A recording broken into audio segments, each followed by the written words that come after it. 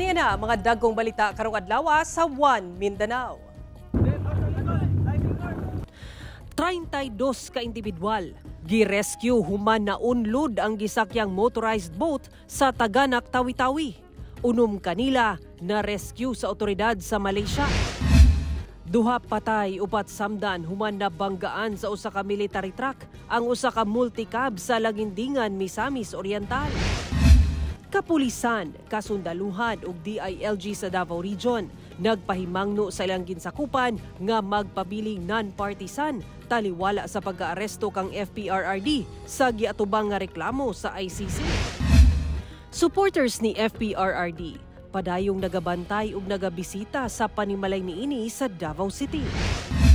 5-foot nga sawa nga mitago sa ilawom sa usa ka SUV na rescue sa mga residente sa Dipolog City, Zamboanga del Norte. Ito ang GMA Regional TV One Mindanao. Mayong hapon Mindanao, ako si Sara Hilomen Velasco. Subling nagpahinumdum ang kapulisan sa ilang sakop nga mahimong apolitikal o dili malambigit sa politika. Kiniuman usa ka police vlogger ang gikasuhan human nagpadayag siyang gibati kalabot sa pag-aresto kang former President Rodrigo Duterte. Atong sero ng detalye sa live report ni Jandy Esteban. Jandy? Sara, usa ka patrolman ang gikasuhan sa PNP human nga nagpadayag sa iyahang gibati pinaagi sa video post sa Facebook nga kinsa nga mipalag sa pag-aresto kang former President Rodrigo Duterte. Samtang ang Police Regional Office 11 nagpahimangno sa iyahang ginsakupan nga ang organisasyon apolitical. Atong sayron. Inciting to sedition ang gipasakang kaso sa Quezon City Police District sa sakop niini nga si Patrolman Francis Fontillas nga usasab ka vlogger. Kini human nagpost og video si Fontillas kinsa mipalag sa pag-aresto kang former President Rodrigo Duterte. Sumala sa PNP kalapasan matud pa kini sa Article 142 sa Revised Penal Code kalabot sa Republic Act number 10175 o Cybercrime Prevention Act. Nag-awol o absent without leave sabdaw ang maong pulis. Apan sa Facebook post ni Fontillas, gi-question niya ang kasong inciting to sedition bato kaniya. Iyahara daw giparayag ang iyahang baruganan o prinsipyo. Pangutana niya, asa na daw ang freedom of expression. Iya usab gimakak nga nag-awol siya gani nag-post kini og kopya sa iyahang aprobado nga application for leave sukad March 6 hangtod 19. Subay niini napahimangno ang Police Regional Office 11 sa mga sakop nga apolitical o non-partisan ang organisasyon. Pag magva-violate ka sa batas, mag-face ka talaga ng consequences. No? Sa amin, sa kapulisan, lalo-lalo na ngayon na mainit yung sa politika, we remain apolitical and professional and we are here to serve and protect. Sa karon wala matud pay napatawag nga pulis sa Davao Region nga nagparayag may kalabutan sa politika. Susama sab ang pahayag sa 10th Infantry Division. 10th Infantry Division, ma'am, even the whole armed forces of the Philippines, ma'am, remains non-partisan. Is being stated in the paragraph 3 of the section 5 of the Article 16, 1987 Constitution. No? We are not subject to engagement to any, directly or indirectly. Sa karon Sara, padayon daw ang PRO 11 bisan ang 10th ID sa pagpahimangno sa ilahang mga sakop nga bawal magpadayag, especially on social media, sa ilahang mga gibate o sa ilahang mga political views. Sara. Okay, dagang salamat, Jandy Esteban. Kapin 30 ka individual ang na-rescue sa otoridad human natunga ug naunlod ang gisakyang motorized boat sa Taganak, Tawi-Tawi. Ano yung report ni Efren Mamak? Giitsahan og mga life ring sa mga personay sa Philippine Navy aron ma-rescue kini mga individual nga nakakapyot na lang sa mga galon ug kahoy samtang naglutaw-lutaw sa karagatan sa Taganak Island, Tawi-Tawi pasado alas 9 Domingo sa gabi. Kining 26 ka mga survivor, pasahero di ay sa usa ka tempered boat o usa ka klase sa motorized boat nga gama sa kahoy nga naunlod human natunga kini samtang pabiyahe padulong unta sa South Ubian, Tawi-Tawi. Matud sa Naval Forces Western Mindanao, laing unumsab ka mga pasahero niini ang una nang na-rescue sa usa ka Malaysian vessel nga unang nakakita sa maong naunlod nga motorized boat o gilayong nagpahibalo sa buhatan. Dugang sa NFWM, nakasinati matud pa og mga dagkong hapak sa balod ang maong motorized boat ug gumikan kay gama kini sa kahoy nga gituo ang gabukon, dali ra kining naguba og naunlod. Na-adrip sila sir kasi nga 'di ba sir, biyak na yung tapos nakahawak na rin sila dun sa yung mga wooden parts sir na pwedeng lumutang. Tapos na-adrip na sila sir. Napunta sila malapit na sa boundary ng Malaysia. Kaya pati yung Malaysian authorities nag-rescue rin. Nahatagan na matud pa og first aid ang maong mga survivor nga matud pa anana sa mayong kahimtang. Nadala na sab sila sa LGU sa Taganak aron matabangan sila sa paguli. Samtang padayon sab ang koordinasyon sa otoridad sa mga lain pang survivor nga nadala sa otoridad sa Malaysia alang sa pagpauli kanila sa Tawi-Tawi. Wala matud pay natalang namatay atol sa hitabo. Kauban si Gary Balantay ug Bong Vicencio, Efren Mama. 1 Mindanao.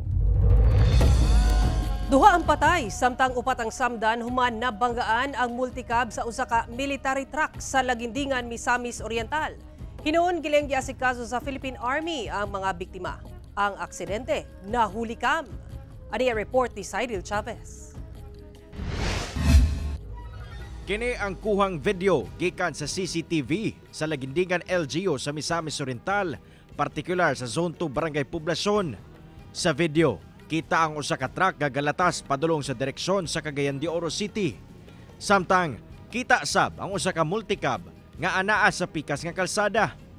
Taod-taod, makita ang multicab nga nagmaniobra padulong sa walang bahin ug kita sab ang truck nga nagpadayon lang sa pagpadagan. Diyang hapit na mag-abot ang duha ka sakyanan, kita pa nga daw may sulay og likay ang truck. Apan naabtan gyapon niini ang multicab, rason nga nalagpot kini sa kilid sa kalsada. Dead on arrival sa ospital ang duha ka mga sakay sa multicab resulta sa aksidente. Sumala sa PNP, nahitabo ang aksidente adtong Domingo pasado alas 2:30 sa hapon nga gikalambigitan sa military truck sa Philippine Army.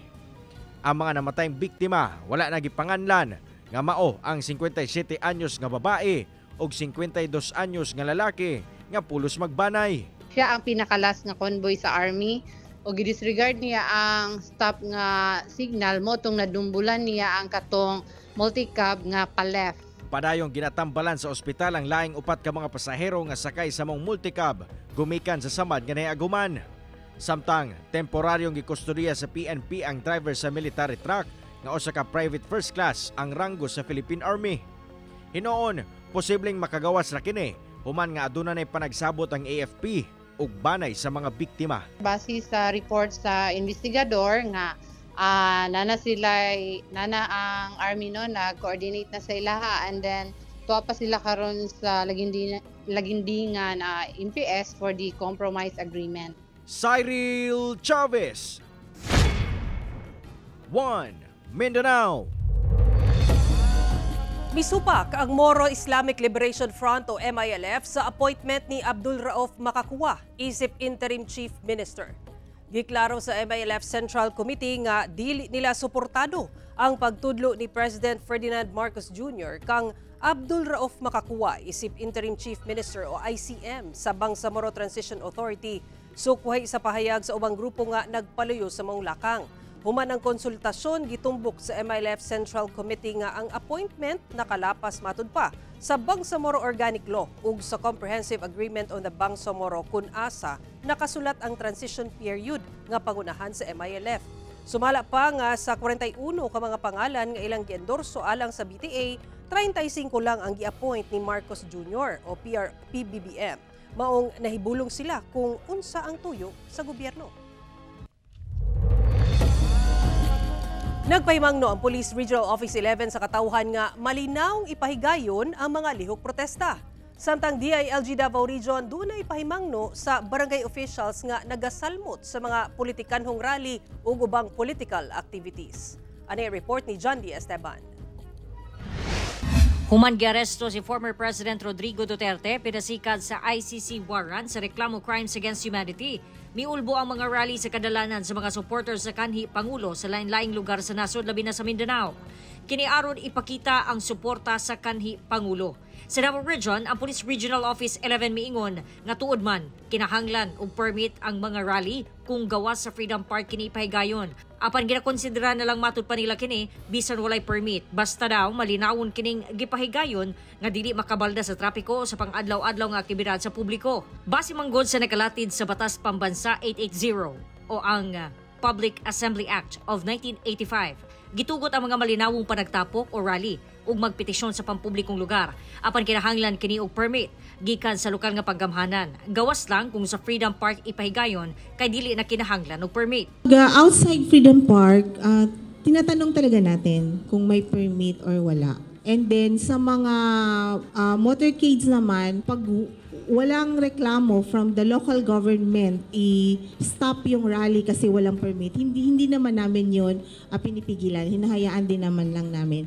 And we provide area security. Interfere lang naman ang pulis pag may kaguluhan na. Sa lahat naman ng nagawang rally sa Davao Region, generally peaceful naman. Ang Malacanang nagpagawas og pahayag kuno na balaka si Pangulong Ferdinand Marcos Jr. sa mga lihok protesta ilabi na sa Davao City. Sigon ni Palace Press Officer Undersecretary Attorney Claire Castro, ginarespeto kuno sa gobyerno ang katungod sa katawhan nga makaparayag apan kung duna matud pay mga inciting to sedition, dili daw sila magpanuko nga mopasa og kaso. Samtang daan ang giparayag sa mga supporters ni FPRRD nga magpadayon ang ilahang panagtapok aron ipadawagan ang pagbalik sa kanhi Pangulo sa Pilipinas. Gani ginalanta usab ang dakong rally atong sa adlaw na tawhan ni FPRRD sa March 28. Meron ng security plan for that. We will provide enough PNP personnel to secure the area kung saan po gaganapin yung rally. Nagpahimang usab ang DILG Davao Region sa mga barangay officials nga magpabiling non-partisan kini. Human nakaabot kanila nga dunay pipila ka mga barangay officials nga nanguna sa mga rally. Sa atong mga barangay officials sa atong kabarangayan, ang atong mga barangay officials sa kamatuoran lang, political man ko sila sa mga nature. Wala man ko ni sila yung mga partido. So dili sila dapat mag-apil-apil kung sa may kasikas na to sa atong mga bahin sa pamulitika. Ang ilang trabaho, ang ilang responsibilidad is ang atong pagtapang o pagserbisyo sa katawhan. Kauban, si Bebot Cajes sa kamera, Jandy Esteban, 1 Mindanao. Usa ka 7 anyos nga batang babae ang napalgang patay sa usa ka balon sa Butuan City. Sospek gilayong giaresto human mitabang pa sa pagpangita sa bata. May angkon sab kini nga gilugos ang bata sumala sa kapulisan. Ani report. Dinhina sa usa ka balon sa Barangay Basag sa Butuan City, napalgang patay ang 7 anyos nga batang babae pasado alas 5 sa buntag ni atong Sabado. Sumala sa kapulisan, gireport sa amahan sa bata sa kadlaw ni atong adlaw nga na-missing kini sa ilang balay sa mismong Barangay Langsab. Apan patay na kini dihang napalgan sulod sa usa ka balon sa Basakan. Ug ang sospek ang 29 anyos nga lalaking silingan ra sa biktima nga mitabang pa sa pagpangita sa biktima. Samtang wala pa kini miangkon sa krimen, miuban kini sa barangay ug kapulisan sa pagpangita sa bata. Apan nawala dihang nakita niini ang iyang t-shirt ug pantalon sa crime scene. Hinuon gilen kining nadakpan. Yung nawala na kasama sa nagsi-search, yun pala tinago niya yung t-shirt at saka siya pala yung may-ari ng yun yung pinaghihinalaan na ng barangay official at saka ng kapulisan natin. At to din siya. Nag-confess na din siya dun sa barangay official na siya yung responsable sa krimen na iyon. Sumala sa kapulisan, saysay sa sospek, gikan siya nag-inom bandang alas 3 sa kadlaw ni adtong adlaw ug miagi sa balay sa biktima. Natulog daw ang bata kauban ang mga igsuon niini samtang anaa sa pikas kwarto ang ilang amahan, dihang gisulod sa sospek ang ilang balay. Gisumbag matud pa sa sospek ang biktima samtang naghigda, dihang wala na kini milihok, gidala niya kini sa ilang balay ug didto na niya kini gilugos. Pagkahuman, gidala niya kini sa balon ug gihulog. Nakakusodiya na ang sospek. Nangayo na sabmadod pa kini og pasaylo sa pamilya sa biktima sumala sa kapulisan. Gipailom na sab sa drug test ang suspect. Pero may initial kami na kasi sinabi doon na gumagamit din daw, pero hindi pa natin conclude kasi wala pa tayo result sa drug test na pinaka-conduct natin sa kanya. Ipailom sab sa autopsy ang patayng lawas sa biktima. Ginakuhaan pa sa GMA Regional TV 1 Mindanao og pahayag ang suspect ug ang pamilya sa biktima. Laki pang inahan niini nga nagtrabaho sa laing nasud. Giandam na ang kasong rape with homicide batok sa suspect. Sara Hilomen Velasco, 1 Mindanao. Usa ka patigayon sa downtown Cagayan de Oro City ang gireklamo sa mga residente tungod sa kasaba. Samtang padayon sab ang surprise inspection sa RCB sa mga spa, inn ug motel ug lakip nightclub. Pipila niini ang naisyuhan og violation receipt. Anay report ni Cyril Chavez. Gipatawag karon sa Regulatory Compliance Board kon RCB sa Cagayan de Oro City LGU ang usa ka patigayon sa Barangay 12 sa downtown area sa syudad. Human madawat ang reklamo gikan sa mga residente sa lugar. Sumala sa RCB nga ang unang reklamo sa mga residente ang kabanha sa mong patigayon nga nakadistorbo na sa ilang pamuyo. Gani dunay atong naka-schedule for mediation kina sa Barangay 12 na inspeksyon nga gireklamo sa mga sidingan. Kay saba lagi dayon nagpatabang na sa barangay gayod sa RCB. Samtang sa Gunson ang ginahimong inspeksyon sa mga patigayon sa downtown area sa inspectorate team sa RCB sa LGU.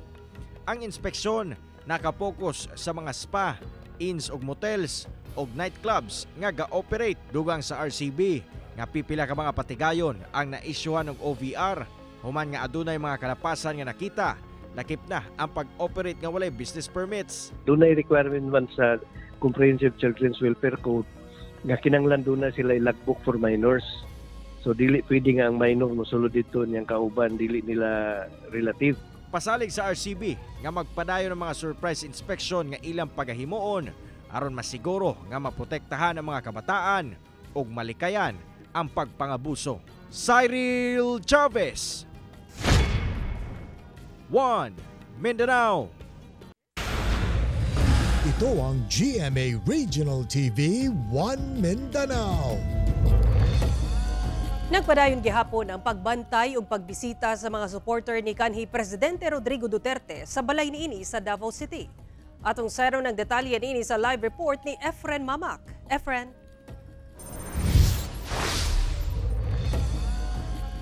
Sara, sagad kanila nagampo nga mapabalik sa nasod ang kanhi Pangulo samtang ang uban nagpabiling nagbantay sa gawas sa panimalay dinhi sa Davao City.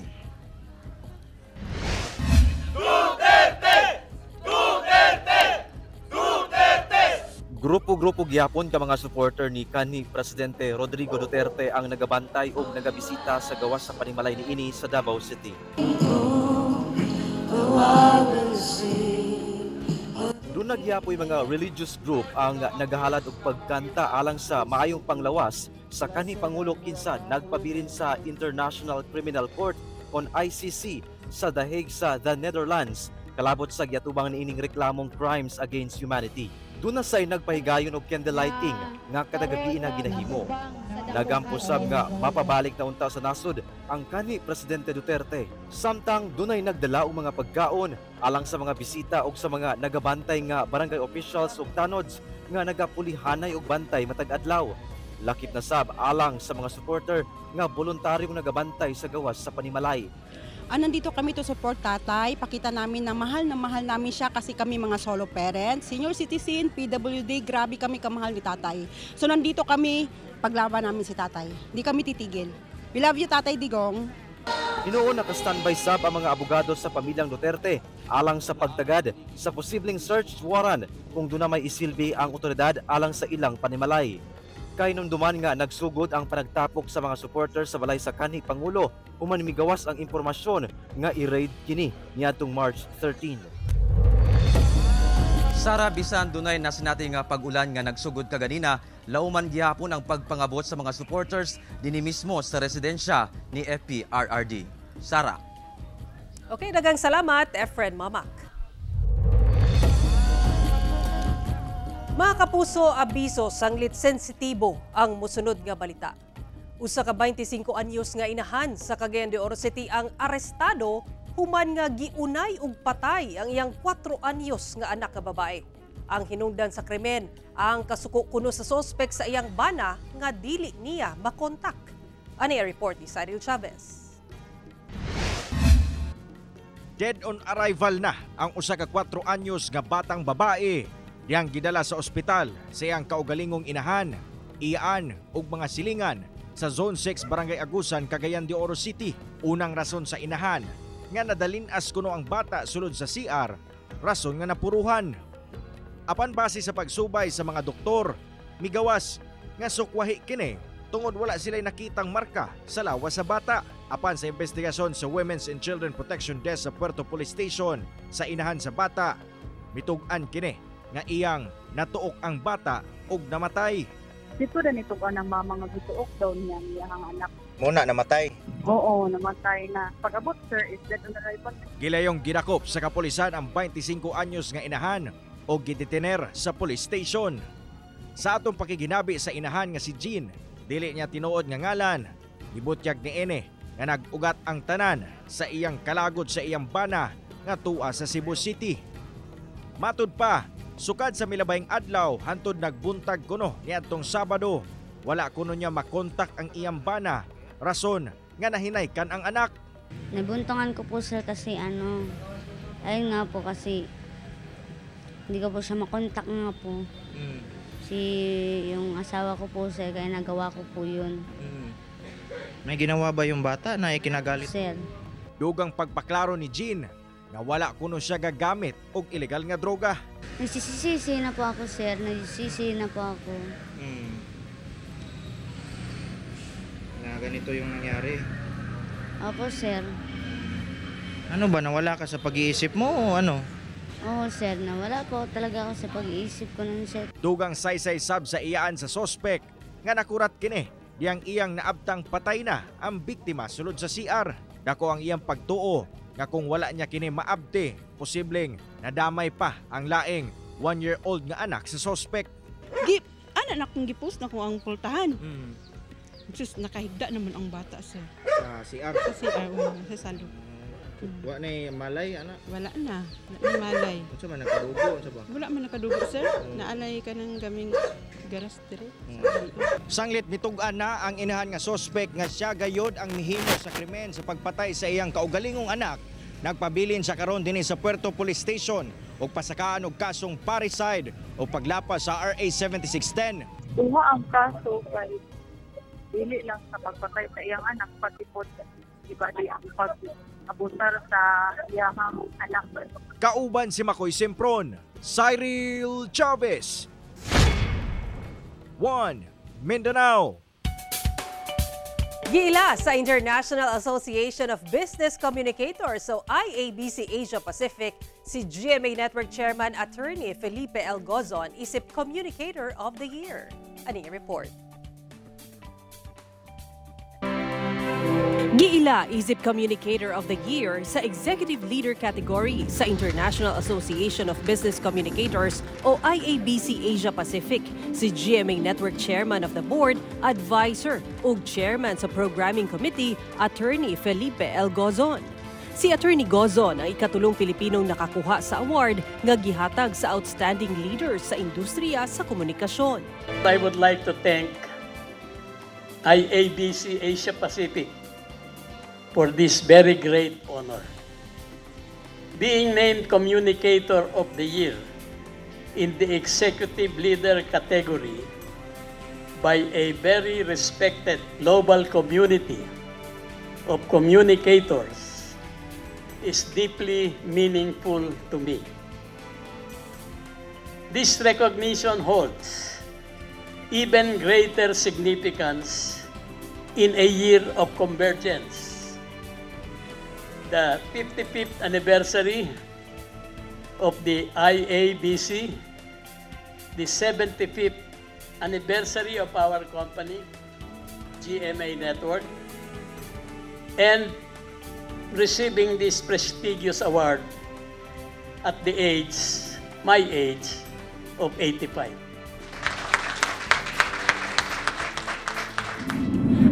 IABC Asia Pacific, usa ka organisasyon sa professional communicators gikan sa managlahing industriya nga mitumo nga maila og mapakatag ang best communication practices sa tibuok kalibutan.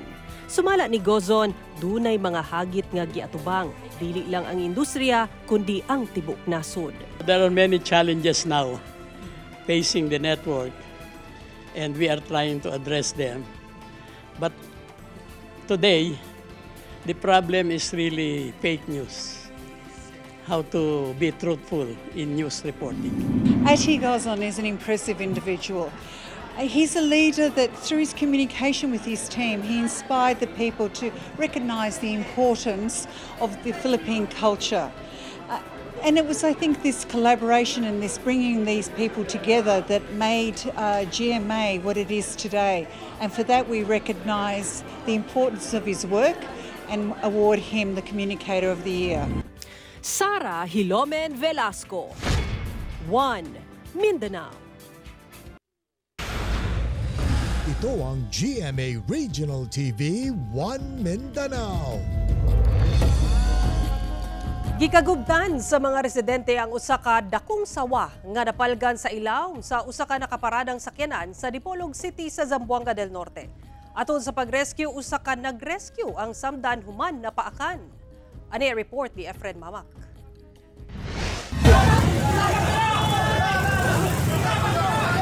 Sa video makita nga daw dunay ginatabangan og luwas kining pipila ka mga residente sa ilawom niining usa ka nakaparadang SUV sa Quezon Avenue Street sa Central Poblacion sa Dipolog City, Zamboanga del Norte pasado alas 10 sa buntag adlawng Lunes. Apan dili kini tawo inay usa ka sawa nga napalgan sa sakyanan. Ginasulayan nila kini og bira aron i-rescue apan palisuray gumikan sa kakusgan sa sawa sa pagkapit sa maong sakyanan. Hinoon nabirara kini kadugayan apan ang ikogra ang unang nagunitan. Agresibo na matud pa ang maong bitin nga daw nangita og laing kapadulngan. Hangtod nga gisulayan na sa mga residente og dakop ang ulo nga bahin niini. Nasamdan sa kamot kining usa ka lalaki nga naka-helmet human napaakan. Taod-taod nadakpan ra ang maong sawa nga dunay gitas-on nga 5 feet ug na-turnover na sa otoridad. Gilayon sa bidala sa ospital ang lalaki na samdan aron mapatambalan. Hinuon luwas na kini sanglit dili venomous ang maong mananap. Matod sa DENR 9, ang maong sawa unang namatikdan sa mga residente nga nagikan sa usa ka truck nga nagdagan sa maong lugar. Milukso daw kini og mipadulong sa ilawom sa maong SUV. Dugang sa DENR nga ang maong sawa posibleng nangita og bugnaw nga lugar.